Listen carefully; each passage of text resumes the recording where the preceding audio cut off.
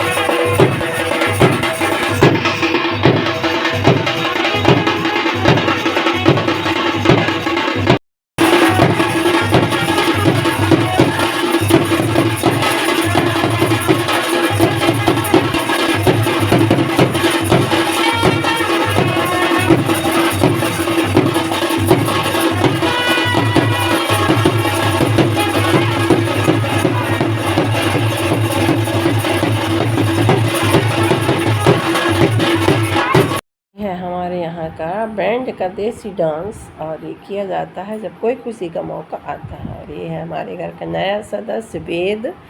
और वहाँ से आने के बाद हम आए तो यहाँ हमारे खेतों पे आलू लग चुका था। अभी उसकी मतलब ढकाई हो रही थी। आलू रख दिए थे, फिर उसको मिट्टी से ढक देंगे। और इधर भाजी वगैरह लग गई है, सब कुछ लग गया है। और जैसे जमते जाएगा तो फिर मैं आपको दिखाऊंगी कि मेरी फिर बाड़ी बहुत सुंदर लगने लगती है। जब लाल भाजी आ जाती है ना तो बहुत ही अच्छी लगने लगती है। छोटा सा ज़मीन का टुकड़ा है, बहुत बड़ा नहीं है, लेकिन हम उसमें हर चीज़ उगा लेते हैं। लेकिन ना कहते हैं कि एक शैतान कहीं ना कहीं होते हैं, तो ये बंदर हमारे यहाँ बहुत परेशान करके रखे हैं। तो इनका क्या किया जाए, इनके लिए कोई उपाय आप ज़रूर बताइए कि हम बंदरों के साथ करें तो करें क्या। ये वीडियो दूसरे दिन यानी कल की, यानी कि 22 तारीख की है। तो बनाते हैं चीला। तो ले लिए हैं 1 कटोरी आटा, उसमें 4 चम्मच बेसन डाल देते हैं, थोड़ा सा दही डाल देते हैं। इसके बाद इसमें जाएगा कद्दूकस किया हुआ आलू, गोभी, टमाटर, हरी धनिया, हरी मिर्च। ऐसा करके ये सारी चीज़ें हमने काट पीट के रख ली हैं पहले से। ये तिरंगे जैसे दिख रहा है आपको, मेरे को तो ऐसे दिख रहा है यार। फिर इसके बाद जाएंगे मैं बेसिक मसाले इसमें।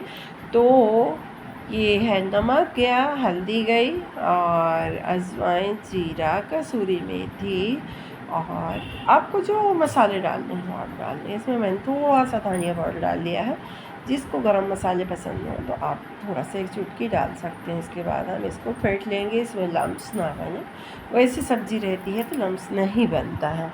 और ये चढ़ गया तवा, और कम से कम 10 मिनट का रेस्ट देने के बाद हम बनाने लगते हैं चीला। और इतना जल्दी बना है कि आप लोग विश्वास नहीं मानोगे कि फटाफट से ना एक चीला टूटा, ना बिगड़ा, और ना तवे पे चिपका।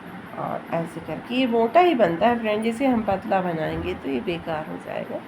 और अच्छे तरीके से पक जाता है क्योंकि इसमें आधी आधी तो सब्ज़ी होती है, तो ये मोटा ही रहेगा आप कितनी भी कोशिश करोगे। मैंने काफ़ी कोशिश करी, इसके बाद फिर ये छोटा सा गोला सा चीला बनाया क्योंकि इसमें सब्जियां इतनी ज़्यादा रहती हैं कि ये तुड़ मुड़ जाता है कहीं ना कहीं से। और इसको बिना मेहनत के हम पलट भी सकते हैं, ये कभी नहीं टूटेगा फूटेगा, कुछ नहीं होगा। और ये देखिए एकदम से इतना इजी। ये देखिए उछल गया, कहीं पे ना चिपका ना कुछ भी नहीं हुआ। फिर मैंने बच्चों को खाने के लिए, टिफ़िन में देने के लिए, बच्चों के पप्पा के लिए, बच्चों के पापा के लिए, सभी के लिए हमने चीला बनाया, साथ में तब मम्मा लोगों के लिए। और ये अब आ गई कटोरी। अब स्टाइल ख़त्म कर उसकी चम्मच से, और अब हम कटोरी से डालना और हाथ से फैलाना। देसी स्टाइल का चीला बना के आपको दिखा दूँ। चम्मच से अच्छा नहीं फैल पाता है, आप हाथ से फैला सकती हैं। बहुत गरम नहीं लगता है, चाहे कुछ भी हो जाए। पहले वो लेयर होता है आटे का तो गरम नहीं लगता है। आप ऐसे ही बनाएं तो बहुत ईजी चीला बनेगा।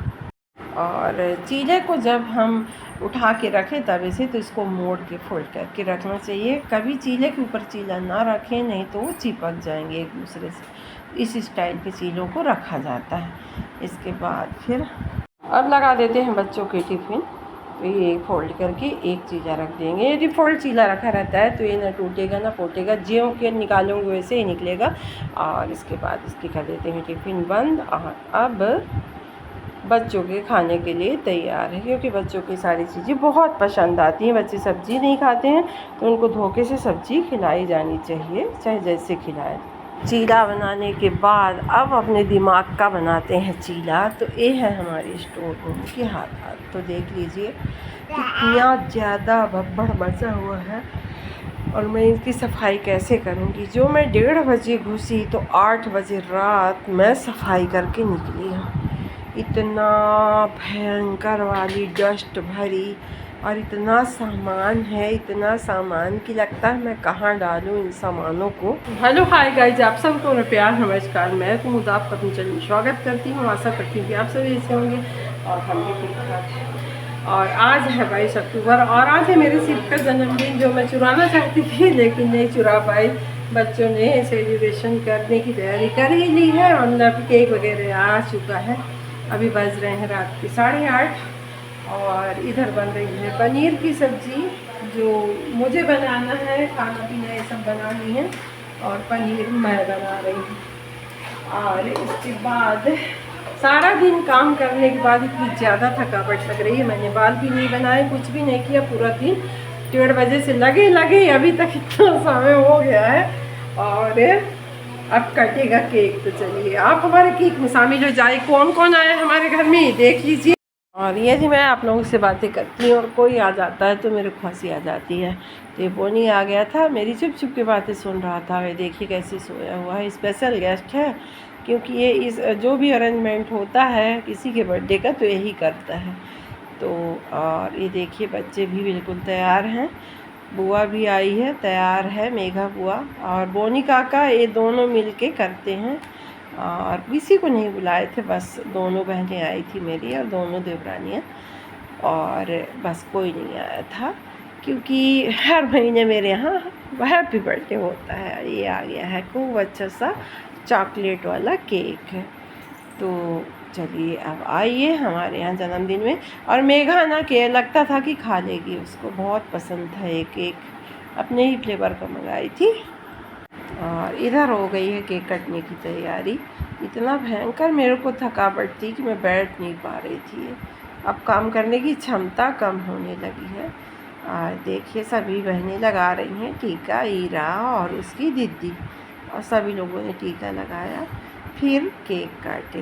तो केक काटना बच्चों के लिए बहुत ज़रूरी होता है। वैसे हमारे कल्चर में ये नहीं होना चाहिए, लेकिन बच्चे काटते हैं।